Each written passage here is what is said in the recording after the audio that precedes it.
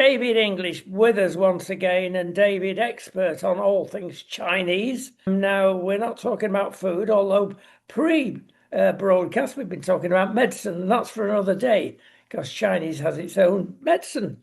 Does, yes. Very effective, but we'll save it for another day. We're going to talk about China, mischievous China, let's call it today. And the COVID's come back over there. It rumoured, David, that actually schools are now being restricted. Now the new virus is very, well, it spreads like mad, and it gets your throat. It gives you an extraordinary throat, and it's getting fashionable in the Mediterranean, believe it or not. In the US, not got many cases, but it's there. Is this something we've got to be feared? Good people don't have to be fearful of anything. I think that's, I think there is a certain wisdom to being in the grace of the gods, right? I think there is something to that. You tend to find that very good people kind of get through things in life. They accumulate blessings. I think those things are real, karma and sin. I think good karma, bad karma. And that's the Western term for it, but it's basically sin and, the Eastern term. The Western equivalent is sin and virtue. And I think there is something to that. I think the bigger question that we have to keep asking is why is such a technologically advanced country such as China continually coming out with these diseases, whereas we don't see this coming out of the dust bowls of Africa. We see it coming out of China all of the time. Whether it's H1N1 or SARS or COVID, these are all coming out of China, which is a technologically advanced nation. We're not even seeing this coming out of India, which has squalid, like mass squalid living conditions. And I think that's the bigger question is why? Why is this coming out of China? I think for your, if someone gets ill, then you just need to take the necessary precautions that you think are best suited for you if you are ill. But the bigger question has to be, why is it always China? Exactly. How do they get away with it? Did Trump get it right years ago when he said it's come out of that laboratory in Wuhan? I don't think there's any doubt. There's a friend of mine who's very deep into this network of people, and even as early as was it the March or the April, we sat down and we traced through everything we could through all of the message boards, all of the contacts we had. And even we got back to like what had to come out of this lab. And it looks like, from what I can gather, it looks like they've been developing a gain of function weapon, probably specifically to target Westerners. Because the Chinese have been collecting DNA of Westerners for decades. There's an interesting story about this in Matt Hancock and how COVID got where it is. They've been developing DNA. They're trying to harvest DNA of Westerners for decades to try and find weaknesses so that they can release bioweapons that effectively affect the West, but not the East. People have to remember that just because the Cold War finished in Eastern Europe doesn't mean that the Cold War against communism ended in 1991. It has never ended. We are in a Cold War with China. Just everyone has kind of forgotten because they're so fixated on Russia all of the time. But we're still in a war with China, right?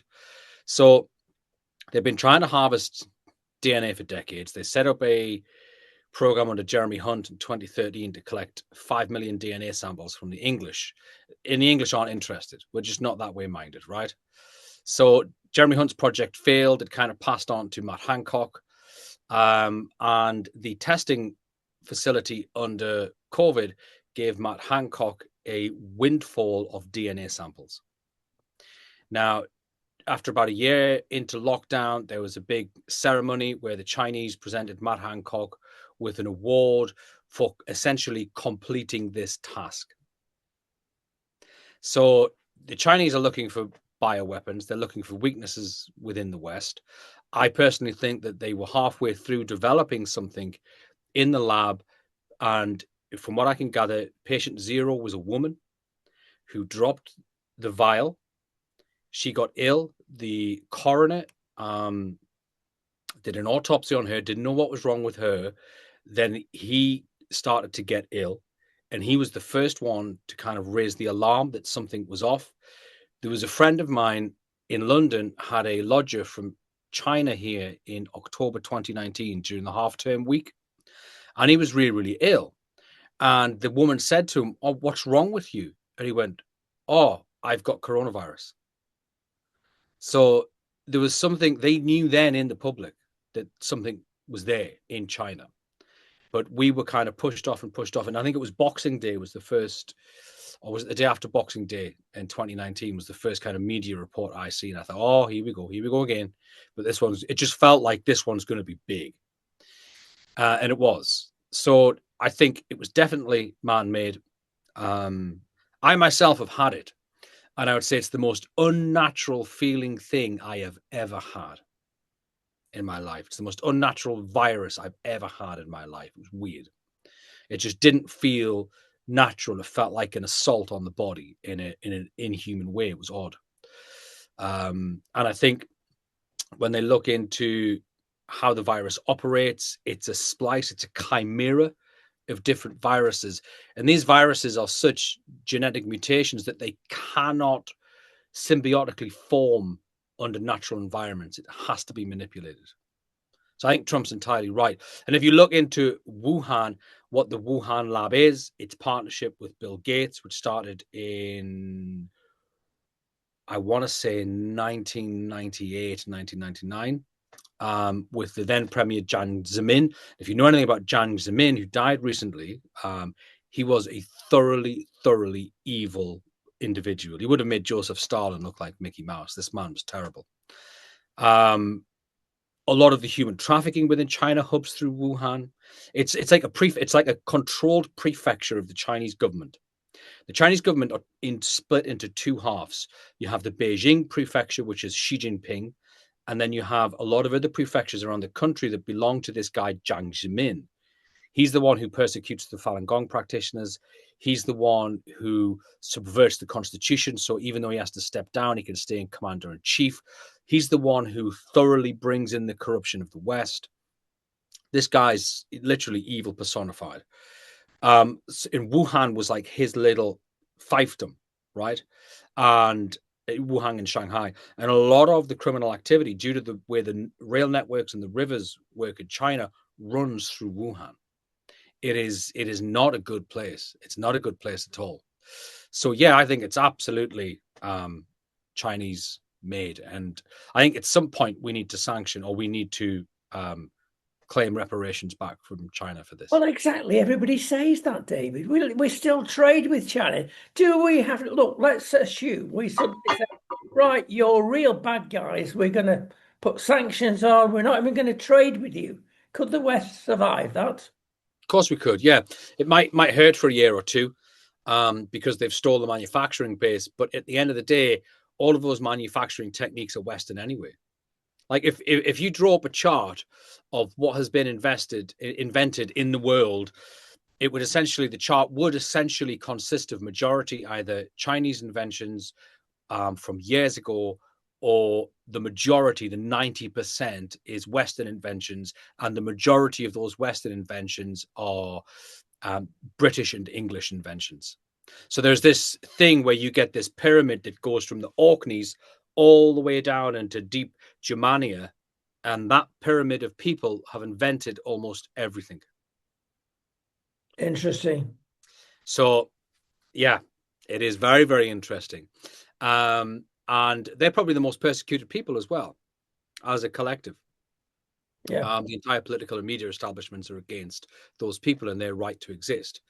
So there is, we can't survive without them. There may be a wobble, but what we need to do is bring industries back to our own shores. Why are we worried about making sure that a man 8,000 miles away can feed when his own neighbor doesn't care whether he lives or dies, and yet we're not prepared to make sure that the guy next door has food and resources and a job? This is just ludicrous.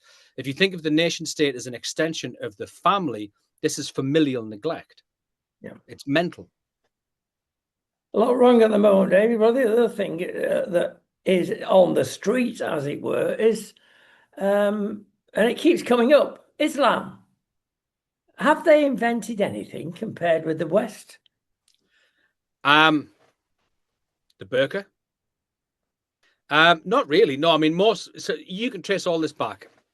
Islam is a propagandized thing, and it is a political ideology. So you have this phrase of taqiyya where you can lie. It doesn't matter if they're your enemy, whether they're of the Brotherhood or not. You can lie; it's permitted. So it's a morally relative religion, similar to communism, right?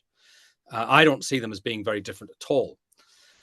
And the majority of what they claim to have invented were either inventions that were there previously in that region. You got to remember, this was a previous Roman prefecture. So the individuals who lived there were originally white. Muhammad had pale skin, blue eyes, and a red beard, right? Or they were inventions that they took over conquered lands. Now, those lands were essentially Levantine. So they were influenced by Rome, they were influenced by the Greeks, or they were Arab, which means they were influenced by the Persians and the Zoroastrians. So a lot of the things that they claim were already in those lands, or they took things from when they began to conquer the Indian lands. The Indians had inventions too, just a long time ago. So everything they claimed to have invented was already existing in other forms within other cultures. And all they did was just pass on things that were already there. You know, one of the reasons it survived, and one of the reasons people see it as perhaps being a beautiful culture, is not the influence of Islam, it's the influence that the Persians had on Islam. Persia altered Islam and beautified Islam, because you have to remember it was essentially a collective of thieves. They were all thieves. They were all robbers and people traffickers and criminals. They weren't high cultured, educated individuals. And they basically expanded their gang of robbers into such numbers that they could just go in, and it was the unadulterated slaughter that allowed them to progress in the way they did. I think Islam killed, I believe, up to 650 million people. Is it we've got short memories, or do we hope that things have changed? As we continually say, two-thirds of Muslims are super people and contribute to their new land that they've emigrated to. But there's a third, and that's a blooming high proportion, that want caliphate. They want us out of the way. Well, so you need a caliphate in Islam. This is what restrained it for so long. It was the caliph. The caliph is basically the pope. Now, caliphate doesn't have to be extreme. Okay, the Ottomans weren't extreme. The Ottomans were moderate, as in Islamic terminology. They're extreme to Westerners because culturally we don't mix. It's oil and water. We shouldn't have to mix. They're trying to force these two things together, and they shouldn't. There's no reason why they should. Each deserves its own space to kind of meet its own destiny and fate based upon its own ideals, right? Let them be judged by the gods on their own merit. The two things don't mix, but you need a caliph, you need the head. This is what stops the extreme interpretations. Now, I think Saudi Arabia will become the new caliph, and I think they will moderate and reform Islam. And I think once Islam reforms, it'll collapse within a decade. So I can't see it surviving much beyond 2040, to be honest, because it is the extreme factions have taken over to such a degree that I think there will be an almost worldwide backlash against them in the next decade, because there is worse to come. What we're seeing in England is them, testing the ice on the lake to see whether they can stand on it. They're prodding to see what they can get away with. And once they realize, hang on, the authorities aren't going to stop us, the population aren't going to stop us, they're going to just wage holy hell against the West, because that is their sole driving ideology. And I think anybody who doesn't understand that is naive to historical events, and also naive to what something actually is. Now, the individual, so let's just take Pakistan and Bangladesh, right? Bangladesh was always more cultured, because they are the Bengalis, right? They're a high cultured Indian nation state, right? Pakistan was always the outer lands, the hinter people, right? Most of them can't even read. I think 80% of Pakistan can't even read. So in terms of immigration into England, we imported masses of hillbilly Pakistanis. And that's the reason we have the problem we do, because they don't even mix with the South in Pakistan. The South consider them barbaric. And the majority of people who we've imported here, they'd hang in Pakistan. But you get two completely different expressions of Islam within those countries, because the Bangladeshis will say, well, we don't do that. We're not going to go down that route because it's barbaric, it's uncivilized, and it was for a different age. So they leave a lot of those things behind. And that's even reflected in the crime statistics in this country, where we have Pakistanis overrepresented by many hundreds of percent in crime. But the Bangladeshi proportion is similar to the proportion of Bangladeshis in the population. It's like something like 3.6%, which is they're above average, but I think they make up about 2% of the population, or 1.8% of the population. But Pakistanis are involved in 26% of criminal activity. So it's way out, way out. So you get this thing where not all Islamic nations are the same, but Islam as a whole, in order for it to survive, will need to be reformed. And if it's reformed, then a lot of the things that are keeping people in Islam, which is fear, will disappear, and then people will leave. We've mentioned on a previous program, actually, about Islam, that Macron has taken a very strong stand. Basically, he said this last week, and again reiterated that he's not putting up with a change of French culture. He's put them in the place. Don't come in here and try and change our culture, he said, basically. And Now, yet he brings them in. and yes, exactly. It's lip service. Starmer's doing the same thing. It's lip service. So what we have to understand is the extreme. So pre-Marx, the left and the right were two different concepts. Okay, the left was just soft on people. The right was just hard on people, i.e., bootstrap politics. After Marx, it became something different. So Marxism and communism is like, and Marx said, this is a specter haunting Europe. Marxism is like a spiritual entity. It possesses people. Now, Marx called it the specter of communism. And it is a specter. And the specter cares little for whether it occupies the right or the left. It just wants the power and the control over the people. So it will adopt right-wing or right-leaning policies and talking points in order to gain time and appeasement. It's all about deception. It's a philosophy of deception. So it doesn't matter what Macron says. Look at what he does. And he does nothing. He still imports them in. He still doesn't ban anything. It's still going on. Now, he's either a complete liar or he has his arm twisted so far up behind his back, he can't really do much of anything. Something springs to mind in all this, because if factions are going to change or moderate their view, become westernized to some extent, that's happening in Shanghai, in that city has really changed. I mean, you can get retail-wise practically everything you can get in a city in the West. Now, is that the way to change the Chinese or any other anti-Western government? You can't change the Chinese. You can't change the CCP. It's an externally governed ideology. So anyone who tries to change it gets booted out of power. All that is appeasing their own people by going, look, you can have a microwave and a DVD player too. You are like the West. You are free. That's all that is, but yet they can't search up Tiananmen Square in China. They can't talk about independence. They can't talk about liberty. They can't research Christianity. They can't research Falun Gong. They can't research Buddhism. They can't research human rights, because a little thing pops up on the computer in the shape of a policeman that basically says, we're watching you. So they're not free. It's not Western at all. And modern Western culture it's a slop culture. It's not great. We have to go back. The last time we had true human culture was the 1950s. Everything ever since then, we've been sliding down.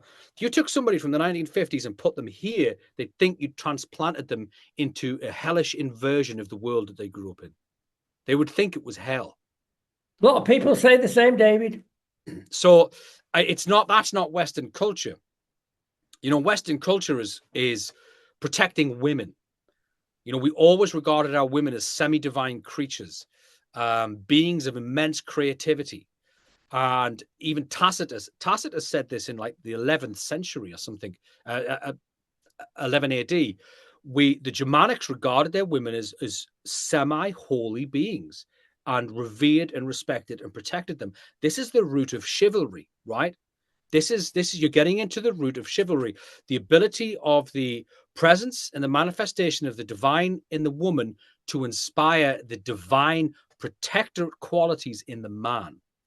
So everything up until recently was functioned through this mechanism.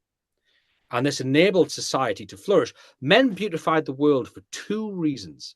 One was God, and the other was their women, because most men would be comfortable in a bare room shack with two rooms, one for the bed, one to sit in, a window, and a dog. And most men would be happy with that, right? Everything else we built for our women and for our God, right? So Western culture doesn't even know what it is anymore. So I don't think we can look at the neon facades. I think they're just a distraction. They're like the devil's distraction. Just because China's built some shiny buildings and has some nice flashy lights and can serve fast food and this and that, the other, does not mean that that society is utterly decadent and morally bankrupt. It's worse than the West. Things that are going on in China are worse than what's going on in the West. Yeah, totally agree. Having said that, look, Chinese have really put a lot of money in the last 10 years, maybe 15, into their armaments, especially the Navy, and they're about to overtake the US. Now, anything Yeah. that we can do about that? Well, I think that's an over exaggeration. China has 3 carriers, and America has like 21. So I think people are over egging the pudding there. But the other thing is that the same people who are making the Chinese military equipment are making your TV that breaks after 18 months. It's the same people. So the failure rate of their equipment is enormous. I mean, they've developed this warship missile that struggles to hit anything. Now they may hit 1 or 2 carriers, but they really don't have. It's shiny technology, but pardon the French, it's crap. But it will do some damage, and they're trying to create weaponry where they don't have to fight, because the majority of their military is conscripted. Like almost like 90% is conscripted, and they're not worthy. They're not strong pound for pound soldiers. They've got a crack squad in the middle, which is good, but it's probably about 10,000 men at the most. But they've never had a war. They've never had a war. The CCP's never had a war, not a proper war. Korea was the last thing you could chuck at them, but that was a proxy war through somebody else that they loaned troops to. Vietnam was the same.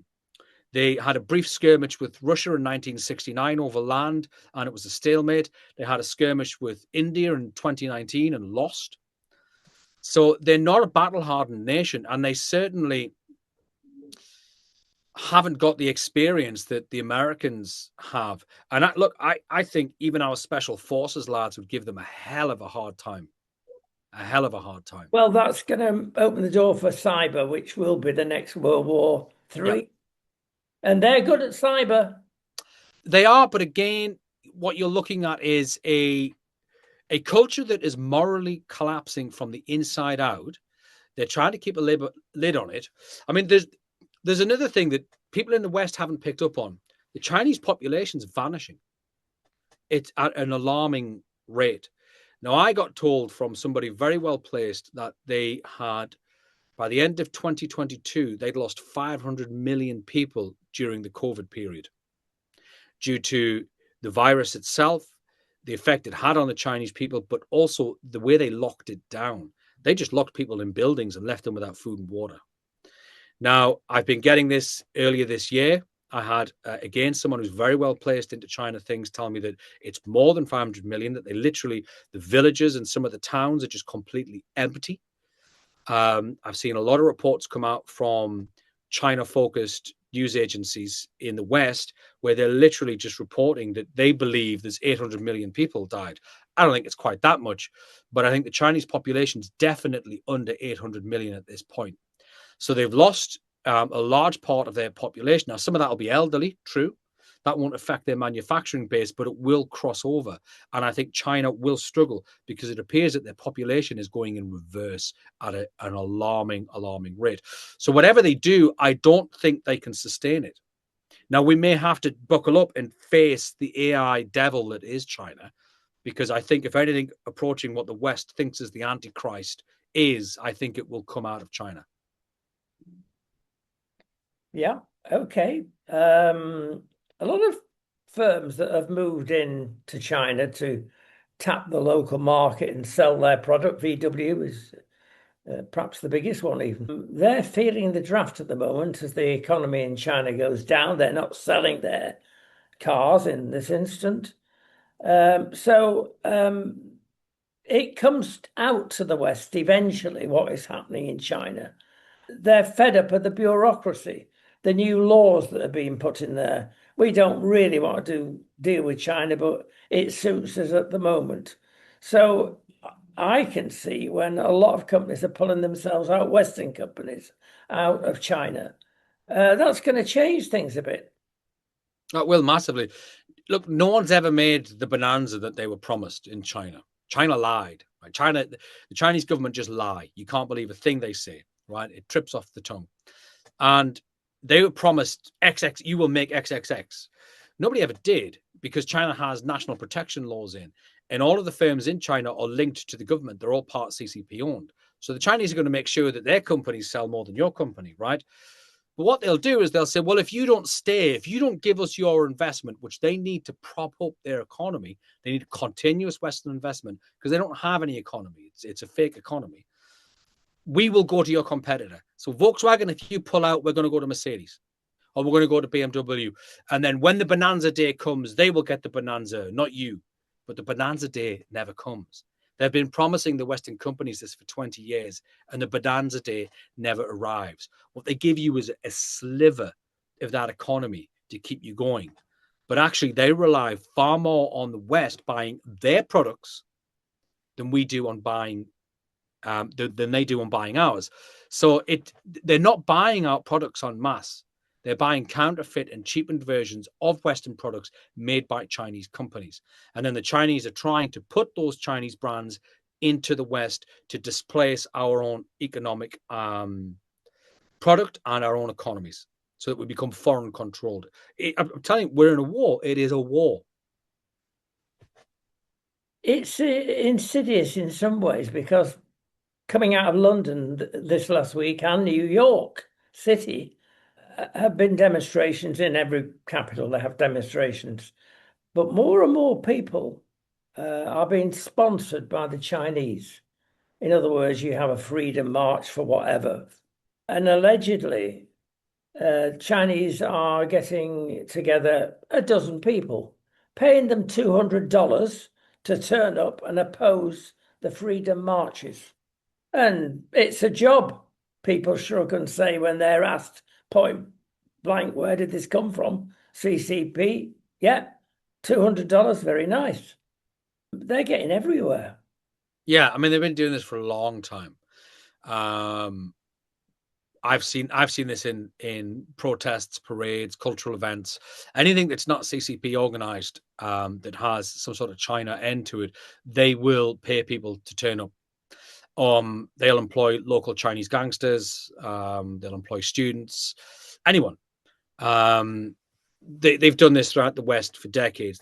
What's happening now is that they're becoming more brazen. They're feeling more confident. So you're seeing it more and more. And they are driving the political division within the West because they want to split the West into a pro-Chinese camp. They want to get as many people on their side as possible so that when China really begins to make moves against the West next year, the citizens of those countries revolt against their own governments when their own governments stand up against the Chinese government. This is the end game here. They want to turn people within those countries against their sovereign nation and for the Chinese government.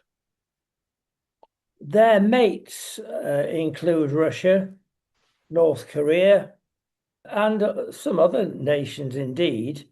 Now, is it genuinely a friendship and oh, we'll back you up if the curtain closes, or is it just a passage of time and China will choose whoever she wants to be pally with as time goes by? Well, I think there's certain nations that are absolute friends of China. Zimbabwe, Iran. It's not a nation, but Palestine is a friend of China. I think Russia would rather not, because China really is after Russia. It's after particularly the northeastern regions, which are mineral rich. I think that North Korea doesn't have a choice. I think that's why they were so jubilant that Trump came in, because he pulled them away from China's grip. My understanding is that the Chinese were going to force North Korea to have a war with the West in 2016 when Hillary got in. And Hillary was in on this, and Trump's talked about this publicly. And it was going to essentially destroy the West. Now, they've got huge empty cities in China, full cities with nobody living in them. And my understanding is they were for the Western refugees that were going to come out of this war. But it would have meant the complete destruction of North Korea. I think China were perfectly happy with that, but I don't think Kim wanted to do that. So Trump came in, bullied him down into a point of submission, and then offered him a deal, which he took, because he doesn't want to do that. So I think China has very few actual friends in the world, but the Islamic countries are probably China's friend, as is some of the African nations. South Africa, for instance, is definitely a friend of China. Zimbabwe is a friend of China. And I don't think Russia is. I think once we get this war in Ukraine out of the way, which I suspected at the time when Trump said he could have solved it in 24 hours, I think he could have done. I think that much happened after that statement, that it became so deeply entrenched. The Western powers have made sure that that is a deeply entrenched thing, and that Zelensky's entire survival as an individual hinges on him being able to get out of that war in a certain way, or his own people will hang him. So I think it's so entrenched that it will take time. But once I think that wraps up, then Trump will pull Putin to one side. Now, one of the things the West doesn't know, that it's popular knowledge in China, and the Chinese leadership know this, the Chinese people know this, is there is a prophecy in China that says the eagle and the bear will team up to destroy the red dragon. So the Chinese are terrified that Russia and America are going to unite, because if Russia and America unite, China's done. Yeah, interesting. Lastly, time has overtaken us again. We're very green in the West, although some common sense is showing signs of getting in. Net zero. What's the Chinese view of net zero? That's brilliant. It's excellent. It's the deindustrialization of the West for their benefit. So it's amazing. They don't give a monkey's cuss, you know. So literally, it's the West self-capitulating, right? We are literally falling on our sword, and a lot of the information that's coming out of there now is from China. So who makes the EV batteries? China. Who makes the solar panels? China. And as it's turned out, they're putting chips inside them so they can control them. So who dominates the renewables market? China. So you cannot have industry without a cheap source of fuel. You cannot have this is why England thrived. It was the coal. Remember, the coals from Newcastle powered the world. You cannot have a booming nation without a cheap source of fuel. So you make net zero, you make it ridiculously expensive, you completely collapse the West, and then the only manufacturing hub left is essentially China. Like I said, we're at war. And net zero is a Chinese psyop. It mightn't have started that way. It might have been BP. It started with BP when people started to point the finger at their destructive practices of gaining oil. And they said, well, don't worry about what we do. What about your carbon footprint? And nobody ever heard the term carbon footprint before. I think it was 2004. And it was an ad agency in New York that came up with it. So they shifted the blame onto, well, it's not me, it's you. What are you doing? And then that then became net zero, which is effectively a psychological operation against the West that's funded by the Chinese government for the deindustrialization and destruction of the West. So all these idiots, if you look at it, what they're proposing only works if there is a significant reduction in the populations in the West. You cannot power a country by windmills and solar panels unless you get rid of about 90% of the population that is currently there. So Sir Keir Starmer, in all this, is doing us no favours. Well, Keir's a Fabian. You cannot get to the top of the leadership of the British Labour Party without becoming a Fabian socialist and taking the communist pledge. So he's not interested. He is pledged to an ideology. He is unwavering. You can see it. He's just unwavering in it. He will just go through and go through and go through. The man has very little to no emotional capacity, so nothing's going to bother him. It would have to be his own party to throw him out. He's deeply aligned with China. He said that from the beginning. He's deeply aligned with the World Economic Forum, who are a Chinese front organization. There is no way he's going to do anything that benefits us as a nation unless his existence is threatened. Then he will say, "Oh, we need to control immigration." But what he'll do is he'll do a token gesture, like the barbershops. They shut down 3 barbershops. We're tackling barbershops, but 300 open every 6 months or something. So you're not really doing anything. If you deport 10,000 people a year who've come here illegally, but over 1 million people come here illegally, you're not doing anything. You've got to deport more than are coming in order to be effective. So what they're doing is they're giving people a token gesture, because most people either are so enmeshed in entertainment and busying themselves with the bread and circus that they just want something to pacify themselves. Oh, he's doing something, right? I can get back to watching whatever tripe it is that I watch. And the rest of the people are just so pressured in life trying to survive that they don't have time to look at what's going on in the world, because they're just trying to keep their head above water and pay their bills. So they'll throw out these token gestures just to pacify people. Well, opium of the masses. It is, yes, yeah. So communism hasn't changed. Certainly, they're after our young people and doing a good job from their point of view. I repeat, there are signs of change, David. Well, I don't think Gen Z are the same as the millennials. They're different. They'd rather go to the gym and read about Tristan and Isolde than Marx's manifesto, right? They're different. They're looking at the Gen X lot and going, well, I want to be more like you. I don't want to grow up under constant surveillance. I want to be able to go out and drink a bottle of whiskey and fall asleep by the river like you lot did. So they're a different kid. And I think the generation Alpha are completely different. They're very nationalistic, not in a mid-century German kind of way, but in a very, 18th century British kind of way. So I think it's doomed to fail. I think once the elder generation above me moves out of the seats of power in the next 5 to 10 years, it's finished. It's finished. Because my generation aren't wired the same. They raised us to rage against the machine. They raised us to not do what we were told. I said, great, okay, but you are now the machine. So do not expect us to not rage against you. We will. And we won't do what we're told, because this is how you told us to be. So they've created their own monster, effectively. And as we're getting older, a lot of people my age, we are reading Plato. We are reading Alfred's Laws. We are reading the Magna Carta. We are reading C.S. Lewis. We're reading all of these things and pulling from it, essentially, the ontological mythos that created the West. It is like a chivalric thing that runs through, that's being reborn. Because now that we're older and we are essentially rebels without a cause, we realize that the establishment is now our cause that we must rebel against. But we need to be what they are not. And that means we have to dig deeper into the traditions that created the West. One of them, which is the sanctity and worship of women, which we're seeing disappear at rapid speed under mass immigration.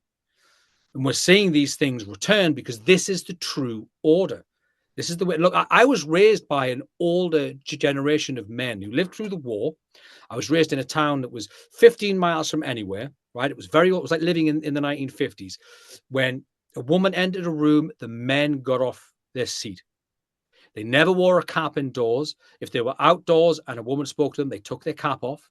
They were very reverential. They would never physically or angrily chastise a woman, because that was for the women to do with the women, right? They were very, very protective of women. If there was a philanderer in town, they wouldn't go after the women.